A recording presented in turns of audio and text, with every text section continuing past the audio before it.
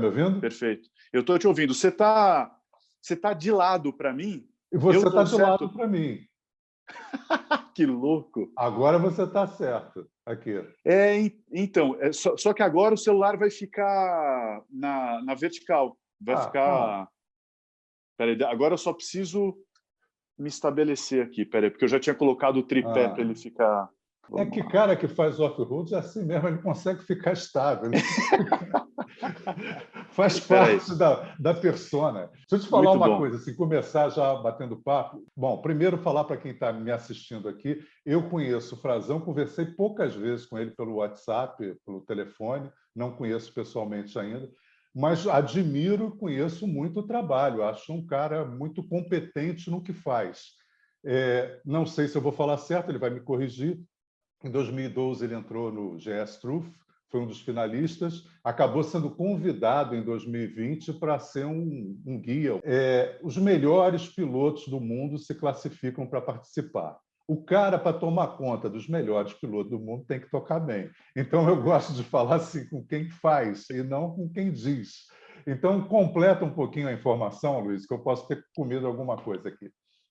É exatamente isso, Jair. Aliás, obrigado pelo convite. Eu estou super feliz de estar aqui. Acompanho o teu programa. É uma coisa muito legal assim.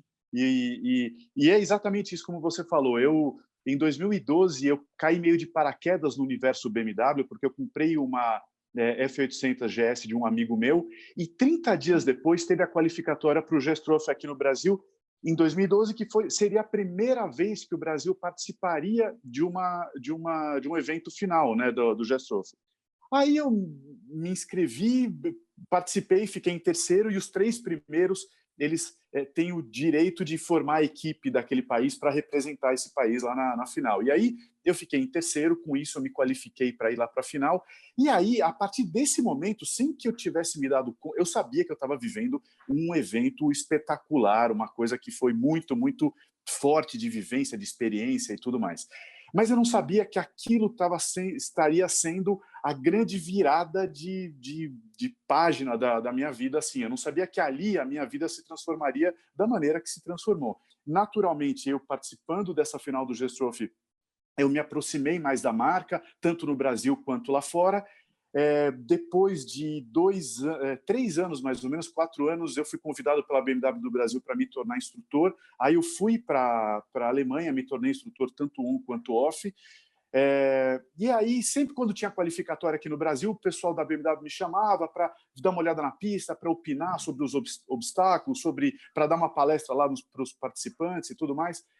E aí, em 2020, quando teve a final do GS Trophy na Nova Zelândia, eu recebi esse telefonema da BMW da Alemanha me convidando para ser um Marshal. E aí, como você falou mesmo, é uma responsabilidade muito grande e é uma coisa que você fala, cara, eu estou liderando os melhores, assim, entendeu? É uma responsabilidade muito grande. Eu costumo dizer que tem mais astronautas no mundo do que marshals. Então, ser um marshal realmente é um privilégio, é um presente, é um reconhecimento muito forte, muito importante, que, sem dúvida, eu me orgulho, de verdade. E deixa eu passar um ponto aqui que eu acho que é isso e você vai confirmar. Você pode ser um super piloto e ser um péssimo guia, né? Você Exato. pode tocar muito bem, dominar a moto e levar bomba, não é? Ir lá e fazer um curso, pega o certificado e traz para casa.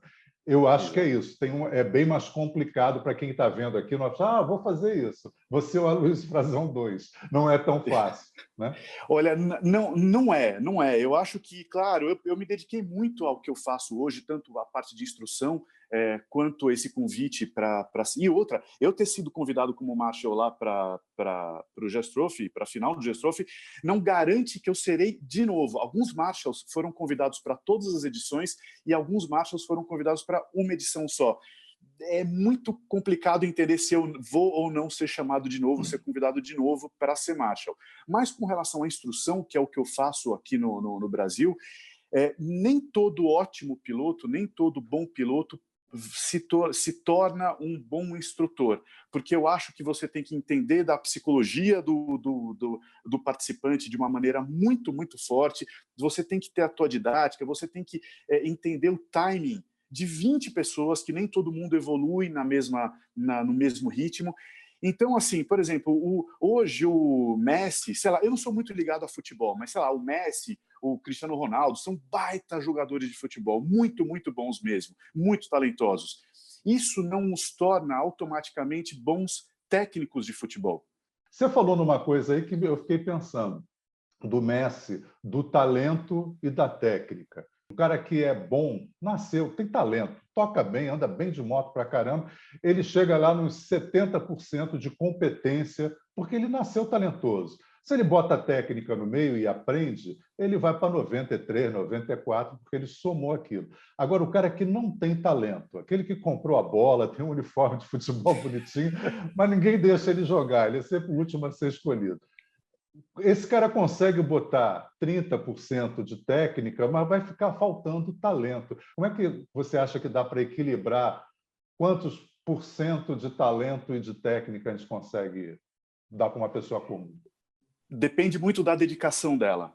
É tempo, Jair, tempo, é tempo de moto, é tempo de voo, é o quanto a gente se dedica àquilo. Dá para pegar uma pessoa sem talento e fazer com que ela pilote melhor, confiante, inclina na curva, sabe frear bem? Consegue, só que a gente precisa de tempo. Ele precisa treinar e ele precisa estar aberto à instrução. Uma pessoa pode pilotar a gente costuma receber lá no curso, gente fala assim, não, eu piloto desde os 15 anos de idade, a pessoa tem 60. Isso não significa nada para a gente, porque às vezes ele está simplesmente repetindo os vícios e a má pilotagem do primeiro ano de pilotagem dele, lá com os 15 anos de idade, durante 50 anos. É possível a gente tirar desse piloto o máximo. Então a gente consegue fazer com que o piloto nada hábil Talentoso. consiga pilotar 60%, 70%, mas ele precisa dedicar tempo e ele precisa entregar a prática dele no colo de um bom instrutor, entendeu? Quer dizer, o talentoso vai ter sempre uma vantagem. O cara é talentoso, ele já nasce com esses 60%. E aí ele pode desenvolver para chegar a 90, 90. Eu não vou dizer que 100 nunca chega. E o outro que não tem esse talento vai levar muito mais tempo e talvez, ou provavelmente, nunca chegue a um percentual muito bom, mas vai chegar a um percentual seguro. É mais ou menos isso? Sem dúvida, sem dúvida, sem dúvida. É exatamente isso. Agora, outra coisa aqui para polemizar de novo, né? Porque eu sou do lado desse velho que anda há um tempão. Eu sempre, quando me perguntam muito nos vídeos, como eu viajo muito, ando em muita moto diferente, então estão sempre me perguntando técnica, como é que eu faço? Eu falo assim, olha, eu não sou instrutor, eu acho que você deve fazer um curso. Quanto mais cursos, procurem bons professores, porque se você fizer um curso com um mau professor, você vai aprender errado. Então, faça. Mas eu acho que, às vezes, os cursos, os professores, falam uma coisa assim, tipo, você anda há 50 anos, isso não quer dizer que você ande bem. Eu brinco com isso, assim, olha, o toureiro que está lá há 50 anos é bom, porque o que faz uma manobra danada, que só tem 5, pode ser que o touro pegue ano que vem. Então, acho que a experiência de andar muito é importante, né? Você vai adquirindo alguns cuidados, né? E eu converso muito, quando eu converso com o pessoal de curso, que eu acho assim, tem muita coisa interessante para o cara que vai ser semiprofissional ou que quer ser um aventureiro. Mas eu acho que um motociclista que quer treparazer com a motocicleta não precisa ser um semiprofissional. Acho que isso, às vezes, afasta um pouco várias pessoas que gostariam de ser motociclista e aí eles acham que, para fazer isso, eu vou ter que aprender tanta coisa, eu vou ter que ser tão habilidoso que eu acabo desistindo. Essa falta de dosagem nesse tipo de coisa também, você não acha que acaba afastando muito cara que só quer andar de moto, ser motociclista, ele não quer ser um super aventureiro? Eu concordo absolutamente com o que você está dizendo. Tanto é que, assim, é por isso que vale a pena para o piloto, primeiro, falar assim, eu acho que eu precisaria melhorar. Eu acho que ele precisa ter essa análise, essa autocrítica para falar assim, eu poderia melhorar nisso e nisso. Esse é o primeiro passo. O segundo passo é entender o que o curso entrega. Então, por exemplo, nos nossos cursos do nível 1, tanto on quanto off, a gente entrega o básico. A gente não está querendo, por exemplo, o nosso curso off-road nível 1, a gente não está preparando ninguém para ir para o Gestroff. Ninguém. A gente está preparando esse cara para ele andar para ele ter condição de andar com segurança nos 80% das vias brasileiras que não são pavimentadas.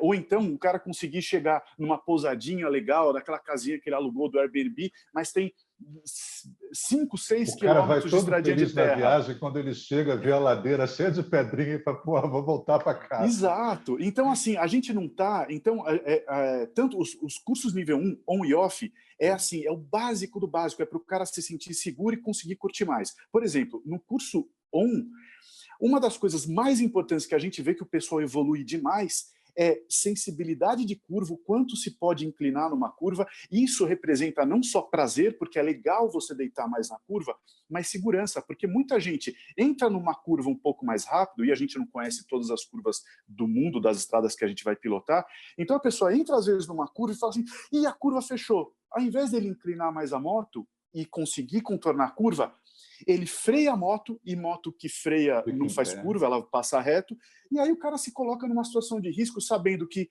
porque ele acha que a moto vai escapar, e a moto sempre tem um limite muito maior do que o piloto acredita que tem. E outra coisa, também do nível 1, que é super importante, é frenagem de emergência. Se você pesquisar num universo de 100 pilotos, assim, pilotos quando eu digo motociclistas, quantas vezes você já treinou frenagem de emergência?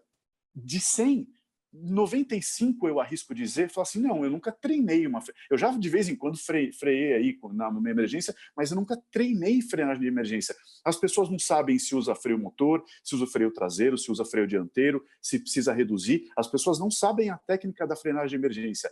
E a frenagem de emergência é uma das coisas mais importantes para se treinar. Eu diria, eu como sou meio paranoico com essas coisas, eu diria até que você tem que fazer isso diariamente.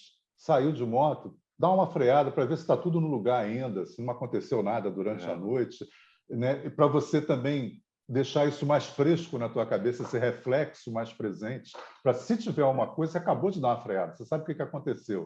Quando alugam moto também, viajam e alugam moto, você não cai direto na estrada, dá uma volta primeiro, para ver se... mas eu tenho uma moto igual a essa. Não, você tem uma moto do mesmo modelo, mas ela não é igual a essa. Né? Conhece primeiro a moto, porque mesmo você sabendo, não é exatamente a mesma coisa. E numa situação de emergência, você pode levar um susto. A moto foi feita para a gente se divertir, do momento que a gente sobe nela até o momento que a gente desce dela. A gente tem que sorrir na moto o tempo inteiro. Se a gente está passando susto na moto, tem alguma coisa errada acontecendo aí. O que você diria, assim, de uma maneira rasa, superficial, mas básica, que são as coisas mais importantes? Né? Porque você também vê, hoje em dia, a pessoa tira uma habilitação de moto. Eu acho que eu tive sorte que, como eu comecei a andar há 52 anos atrás, as motos eram tão ruins quanto eu. Então, a gente foi se desenvolvendo mais ou menos junto. Deu para, né, os tombos eram numa velocidade menor. Hoje, o cara pega uma moto que dá 300 km por hora. Então, quando ele anda 6 meses e dá certo, ele acha, porra, eu sou o Valentino Rossi, eu descobri o meu talento. E quando não der certo, vai ser uma vez só, ele não vai ter nenhuma segunda chance. Então, assim, o que você diria que é o básico e que você consiga passar assim falando sem ser uma coisa prática? A primeira coisa que eu acho que é importante é você conhecer sua moto. As pessoas compram uma moto de 130 mil reais e não se dão ao trabalho de ler o manual. Eu recebo perguntas frequentemente que está na página 2 do manual. Você viu um vídeo, eu falo disso exatamente, eu acho que exemplifica isso bem, correu na internet aí um cara falando mal da GS, porque ele parou num posto, GS, como é que é? Não abre o tanque. Aí a gente tem que desaparafusar tudo para abrir o tanque. Ele deixou a moto ligada e ela não destravava a boca do tanque. É uma moto 2019, 1250 nova. Vocês vão ver agora o keyless da BMW. Veja como é que é o esquema para abastecer a BMW. Preste atenção. Desparafusa o bocal do tanque para poder abastecer. Olha, conseguimos abrir o tanque, tá vendo? E depois faz a mesma coisa para fechar. Inacreditável. Então, tipo isso. Então, primeira coisa, entenda a sua moto.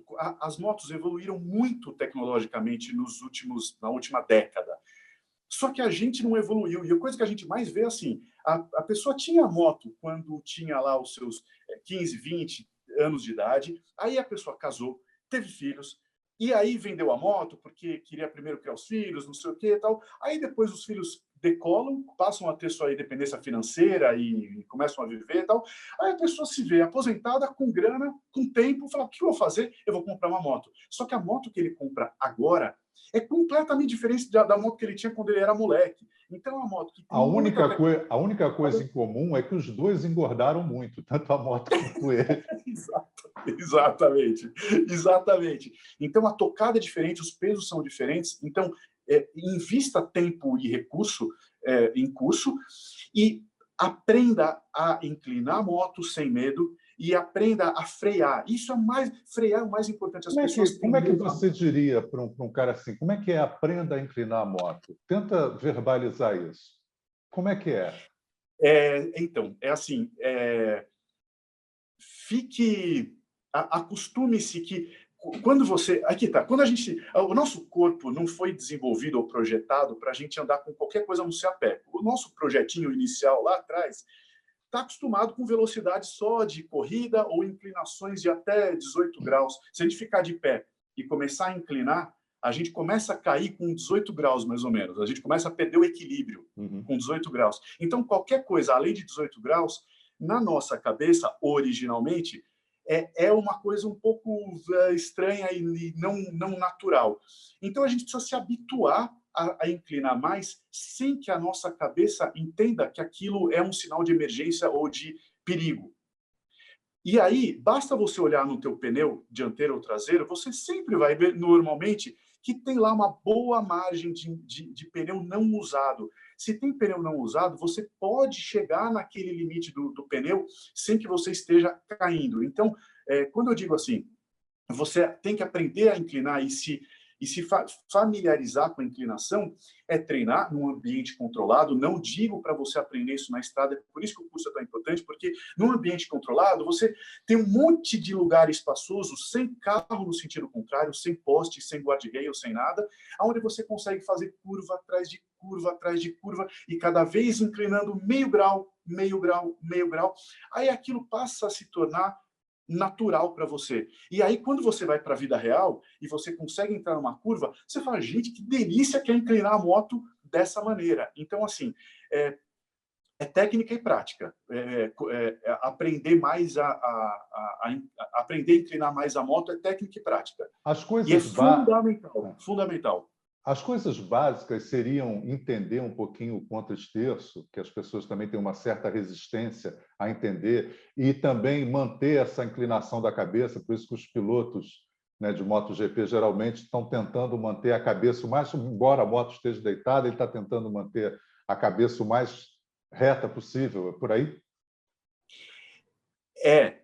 Manter a cabeça reta é uma coisa meio que natural, porque, por exemplo, se eu pego um caderno, aqui um livro, e viro ele ao contrário, assim, é muito esquisito, as letras se embaralham todas, assim. Então, a gente mantendo o livro reto, a gente consegue ter uma percepção melhor das coisas. Na pilotagem é a mesma coisa. Então, se você inclinar a cabeça de lá, mantiver a cabeça inclinada, tudo vai ficar meio bagunçado para você. Você mantendo sempre esse horizonte, a leitura do ambiente vai ficar muito mais fácil. Então, o contra-esterço, diferente do que muita gente pensa, ele inicia uma curva, mas ele não conduz a curva. Então, o contra-esterço ele é um movimento temporário para que você incline a sua moto tanto quanto baste para aquela curva, para aquela velocidade. Então, você faz um movimento temporário, inclinou a moto daquela maneira, se você conseguisse soltar do guidão, a moto continua fazendo curva, ainda sem o contra-esterço. Entendeu? O contra-esterço é um movimento temporário até que você incline a moto. Inclinou a moto, você só conduz na curva. Então, o que eu diria? Aprender contra-esterço é fundamental, e tem gente que fala assim, não, eu faço curva até hoje sem contra-esterço. Mentira. Quem anda de moto faz contra-esterço, ainda que não se dê conta disso. Só que quando você domina o contra-esterço, a tua história em cima da moto muda completamente. Te deixa mais seguro, te faz pilotar melhor e com mais diversão. Então, eu falaria, tenha conscientemente o contra-esterço absolutamente dominado, sinta-se mais confortável com maiores inclinações e aprenda a frear. O maior índice de acidentes acontece porque as pessoas superutilizam freio que não tem ABS, e então travam a roda e caem, ou subutilizam freios com ABS, porque eles acham que vai travar e aí freiam delicadamente. E não, entendeu? Então, as pessoas precisam aprender a usar toda a potência da frenagem. Então, É o início do nosso papo, né? Saiu de casa, pratica a frenagem, né? Faz isso para você perceber qual vai ser a reação da moto. Aí você vai ver que você botou mais freio traseiro mais na frente, ou que eu podia ser muito mais forte do que eu fui delicado, posso ali catar com mais força. Quer dizer, isso está sempre bem presente e fresco na sua cabeça. Exato. Já falamos de curva, de frenagem, que são coisas importantes, e a outra é aquele negócio do ripple, não vou nem falar ripple, do terreno instável. Você, de repente, ser surpreendido por um terreno instável. No último bate-papo que eu fiz aí com o Márcio Rodrigues, eu contei uma história que aconteceu comigo no Marrocos, que é aquele negócio da areia passando na frente do asfalto, e sempre era rasinha, e de repente uma não era rasinha, era funda, e a moto perdeu. E eu acho, espero que esteja certo, você me corrige, que é deixar a moto sambar e deixá-la rodar até dar um pouquinho mais de mão, porque ela vai passar e as pessoas tendem a travar o braço e travar o guidão, e aí que cai, porque a areia vai vencer, né? Então, eu queria que você falasse disso do terreno instável e qual é o procedimento mais seguro para você fazer. Do mesmo jeito que a gente adora a liberdade, a gente adora ser livre, a moto também gosta. Então a moto odeia se sentir presa. A hora que você segura a moto... E outra, é uma baita pretensão nossa achar que o nosso muque, que o nosso punho vai conseguir segurar 250 quilos daquela moto e mais cavalos. Quase 140 cavalos. É muita pretensão do nosso, né, do nosso músculozinho aqui. Então a gente tem que deixar o negócio fluir. Da mesma maneira que uma ponte, ela precisa se mover para adaptar aos movimentos, ao vento, ao mar batendo embaixo, aos carros passando em cima, a moto também ela precisa ter esse movimento. Então, quando você entra num terreno instável, você deve travar as pernas, o joelho contra o tanque, mas deixar a mão bem suave na manopla e os braços livres para que eles consigam acompanhar esse movimento que naturalmente a moto vai fazer, porque a moto nos terrenos instáveis, ela tenta se encontrar, seja nos trilhos, seja nas pedras, seja em erosões, a moto sempre vai ficar se movendo, ela nunca vai estar fixa como no asfalto. E como a moto se movimenta, se a gente se travar em cima da moto, qualquer mexida da moto é reverberada pelo nosso corpo. E se a gente mantiver uma coisa mais leve, na mão, nos braços e no quadril, deixar dançar, a moto, a gente sente menos, a gente é menos impactado por esses movimentos da moto. Então, tem que deixar fluir. Só que a nossa cabeça não está acostumada com o movimento da moto, porque a gente está acostumado com o asfalto sempre. No asfalto, como é que funciona?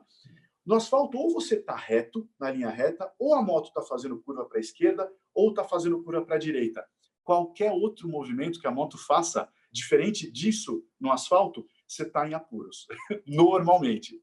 Então, o que acontece no off-road, num terreno mais instável? A moto ela começa a fazer movimentos que no asfalto ela não faz. Ela sai de lado, o guidão dá uma girada, assim. E aí, nessa hora, a gente tende a travar. E aí, quando a gente trava, a gente está potencializando ou piorando essa reação negativa da moto. E outra reação negativa também é, nesses sustos, tentar frear, parar. Enquanto a moto está andando, ela não cai, ela vai continuar andando. Então, isso também é uma coisa que a pessoa precisa praticar e ter essa confiança, né? Que a moto andando é bem mais difícil que ela caia do que você parando, tentando botar o pé no chão. Exatamente. Você falou uma coisa que é fundamental. A gente precisa de embalo, a gente precisa de uma coisa que a física, graças a Deus, entregou para a gente, que é o efeito giroscópico. Quanto mais rápido a gente está, mais efeito giroscópico a gente tem atuando nas rodas, e é isso que nos mantém de pé. Quanto mais devagar a gente está, menos efeito giroscópico. A gente precisa ter embalo. Embalo é diferente de velocidade. Muita gente fala no off-road assim, no ripple, na areia, mão embaixo, você tem que acelerar. Eu acho isso uma receita para o desastre. Ou pior, aquele que fica é pior ainda. 40 por hora no ripple está mais que bom. Não precise mais que isso se você não quiser, entendeu? Isso já basta para você ter a moto mais estável. E evitar freio, porque assim, no ripple e na areia a moto vai começar a balançar. Quando a moto balança, as pessoas têm medo e tiram o acelerador. A hora que você tira o acelerador, você afunda a moto nesse terreno instável. É, de novo, uma outra receita para E tenta botar o pé no chão e inclina a moto. Aí piora ainda mais. Exato. A melhor coisa para fazer quando a tua moto... E isso é contraintuitivo. A melhor coisa que você tem para fazer quando a tua moto, no hippie ou na areia, sai de lado e começa a desestabilizar é acelerar. Porque quando você acelera, você volta ela para o prumo dela e ela tende a ir reto. Só que para isso você tem que ter técnica e prática e um pouquinho de sangue frio. Outra coisa que eu queria saber a sua opinião, que é outro ponto que eu, às vezes, sou a única voz contrária, né? Eu acho o planejamento para a viagem uma coisa importante, é óbvio, a gente não faz nada sem planejar. Mas o planejamento virou uma armadilha para muita gente, porque você planeja tanto que você tira a maior graça do negócio, que é a surpresa, que é conhecer uma coisa nova. Então, eu acho que uma vez eu vi você falando uma coisa que eu falei, pô, virou meu ídolo. O meu planejamento é caótico. Eu falei, pronto, encontrei um amigo. A gente precisa ter tempo, porque não pode dar errado, como as pessoas acham. Ah, mas pode dar errado. Melhor, pode dar certo. Você pode ir para um lugar maravilhoso. Para que eu vou para o outro só porque eu combinei? Vou ficar aqui mais um dia, eu vou para o outro dia. Né? Eu fiz viagens em algumas na Europa, principalmente porque na Europa é muito mais seguro em todos os sentidos, né? De você ter mais opção. Se perder um hotel, vai ter outro. Se essa cidade não estiver boa, mais 30 quilômetros tem outra cidade. Então, você está sempre mais confortável para essas mudanças de ideia. Que eu acordava de manhã, olhava para o céu. Aí, assim, pô, para lá tem uma nuvem, para cá não tem, eu vou para cá. Então, eu fiz uma viagem olhando para o céu. Aqui está ruim, aqui está bom. Vou para esse lado aqui. E foi ótimo. O que você acha disso? Jair, eu acho você está correto, é exatamente isso. As pessoas são muito cartesianas a hora que vão planejar a viagem e fica tudo tão engessado, que as pessoas não têm uma margem para, se alguma coisa der muito errado, furou um pneu, cair com a moto, quebrou alguma coisa, ou se as coisas derem muito certo. Conheci uma turma fantástica, descobri um lugar, um vilarejo maravilhoso, eu quero passar 3 dias aqui. Então, assim, o que eu sempre digo? Vá com fôlego e não agora com Booking, com esses aplicativos de hotel, deixa para escolher teu hotel 200 quilômetros antes da tua chegada, entendeu? Eu falo uma coisa assim, não use o GPS para ir, use o GPS para voltar, quando você cansar de ficar perdido. Porque ficar perdido é uma beleza. Em Portugal, então, o pessoal vai e fala assim, não, mas o GPS, esse cara não... Se você chegar na Espanha, faz a volta, porque é tão pequenininho que você vai chegar na Espanha e você volta. E cada vez que você entrar numa estrada, como aqui não tem esse risco, que infelizmente a gente tem no Brasil, de não poder entrar num lugar que você não sabe onde vai dar, e aí você corre um risco, né, de violência, por lá não tem isso. Então, é o contrário. Eu entro em todas as estradas que eu não sei onde vai dar. São as que me dão mais prazer. Né? Exato, exato. Aproveitando isso também, eu vou botar você como o cara técnico, o profissional, e eu o amador. Quando eu falo que eu sou amador, assim, eu amo andar de moto. Eu gosto de... Outra coisa, eu ando em todas. Eu ando de Harley, acho legal. Eu ando de patinete elétrico, acho bacana. Ando de... Aí o cara fala assim, mas você comprou uma GS. Eu disse, porque eu só tenho dinheiro para comprar uma. Se eu tivesse dinheiro para comprar 10, eu teria certamente uma de cada e ia andar em todas. Por sorte, eu inventei uma coisa para fazer que me dá o direito de andar em motos muito diferentes. E eu acho também que esse cara que é muito assim, eu chamo de monociclista. Ele deixa de ser motociclista e passa a ser monociclista. Só essa que é boa, só essa que é legal. Eu falei, pois é, anda nas outras, para você revalidar essa sua certeza. Eu digo que hoje não existe moto ruim. Todas as motos, todos os fabricantes fazem motos maravilhosas. Agora, existe concessionária ruim. Então, na dúvida de qual é a moto que você vai comprar, vê quem vai te atender melhor, quem é o melhor negócio, quem é mais simpático no teu atendimento, porque você vai conviver com a concessionária que é perto da tua casa. Então, eu como ando muito, tem lugares que uma determinada fábrica é maravilhoso, eu vou lá, me sinto muito bem, tudo. E a mesma marca em outra cidade é horrível. Então, quer dizer, nessa cidade eu teria essa marca, nessa outra não teria, eu teria outra moto, que ia me dar o mesmo prazer e não ia me dar os desgostos. Né? Quando você tem uma camisa, que você veste uma marca, fica mais difícil para você falar isso. A minha vantagem é poder estar um pouquinho mais livre. Mas, olha, é claro que eu trabalho para a BMW, eu sou muito fã da marca, mas eu reconheço as qualidades de diversas marcas, entendeu? Então, assim, isso é uma coisa que eu não sou. Por exemplo, existe uma coisa, aí de novo eu vou fazer a analogia do futebol, que, assim, eu acho que o brasileiro é um povo muito ligado ao futebol mesmo. Eu, como sou muito não ligado a futebol, eu fico pegando um pouco, eu sou meio... pô, mas esse negócio...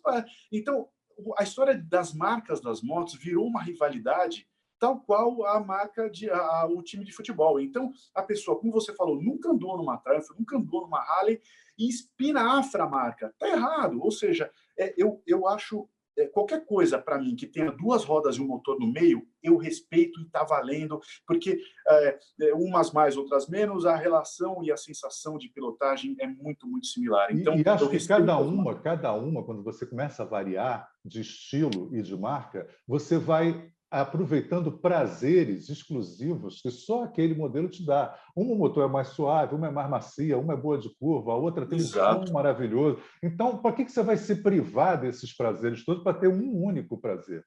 Exato. Então, eu sou muito contra a rivalidade, porque, como você falou, as motos hoje são muito boas, realmente. Então, é mais uma questão de estilo, de identificação. Eu gosto mais dessa marca, ou eu acho... Outra coisa.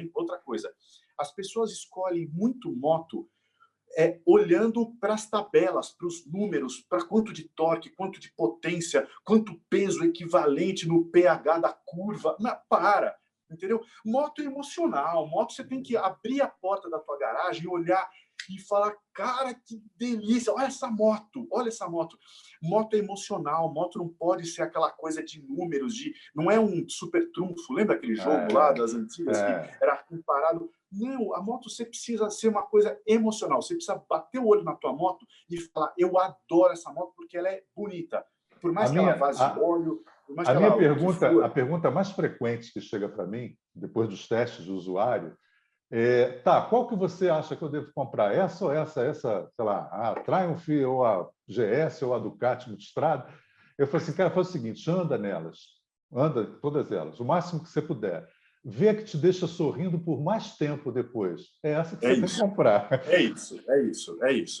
Aliás, por falar nisso, você começou na moto quando? Eu tenho uma curiosidade para saber como as pessoas começaram. Eu comecei na moto em 1969, com uma Velosolex.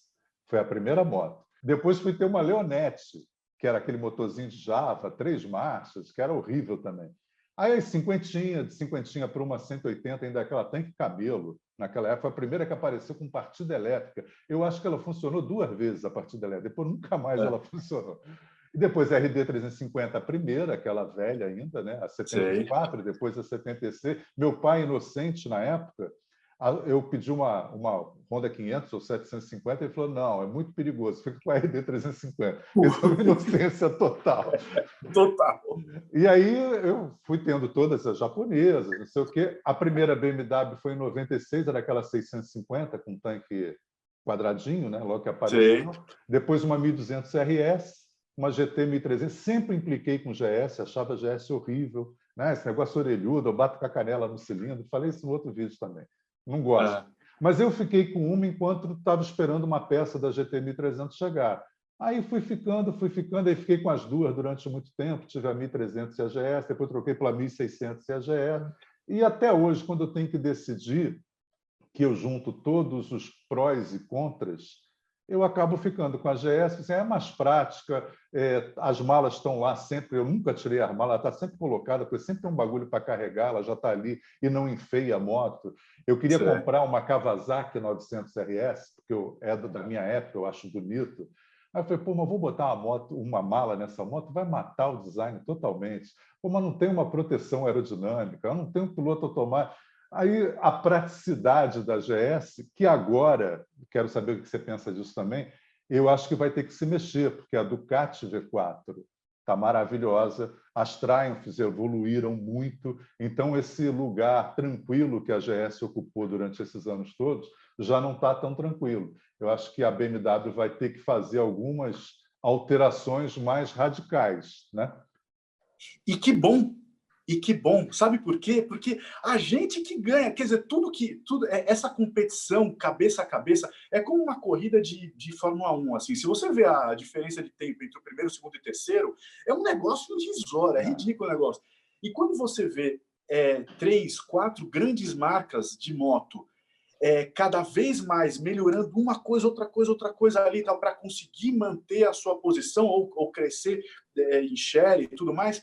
Putz, a gente que se beneficia disso, eu acho isso sensacional. A gente tem que ensinar os consumidores a deixarem de ser tão binários. O mundo está binário, né? Você é esquerda ou direita, você é rico ou é pobre. Se a gente parar com esse negócio, é muito melhor para a gente, né? Todas estão à disposição. Né? Muito melhor. E o motociclista, a princípio, gosta de quem está em cima da moto, e não da moto que está embaixo da pessoa. É claro. Do cara que está ali. Porque eu tinha uma curiosidade para saber, é que você sempre fala assim, não, então eu acabo decidindo pela GS, eu tinha curiosidade para saber, se você pudesse ter 3 motos, então, quais seriam elas?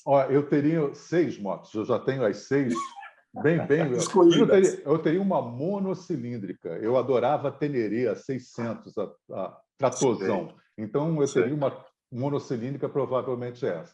Teria uma Harley, porque o motor, eu acho legal, o torque, aquela coisa toda do V2. Teria uma GS. Teria uma tricilíndrica, que aí a dúvida... Agora, eu gostei muito da Triumph 900, achei maravilhosa e gosto das Yamaha. Também acho o motor de 3 cilindros da Yamaha muito bom. Teria uma 4 cilindros, que provavelmente seria uma Kawasaki 900, porque por causa do design, anos 70, é tudo que no meu imaginário emocional era a moto. E teria uma 6 cilindros, uma GT, uma GTL ou uma Honda, porque também o som... o barulho dos 6 cilindros é uma coisa que eu gosto. Então, e teria um scooter. Acho a C-Evolution maravilhosa. Se não fosse o problema da autonomia, eu teria uma C-Evolution. Grana não é meu problema, eu teria uma de cada. Não entendo muitas pessoas que compram 2 iguais. Eu tenho uma GS e uma multistrada. Eu quero ter uma de cada tipo, para poder ter um pouquinho de cada prazer.